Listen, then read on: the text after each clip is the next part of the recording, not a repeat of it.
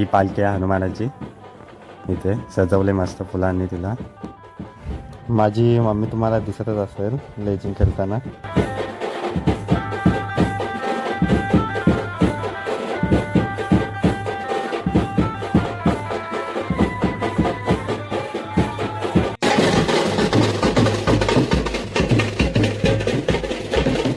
पालखी आलेली आहे आता समजाईच्या मंदिरात. आता इथे आरती वगैरे होईल आणि मग इथून आता वरती गावात जाईल.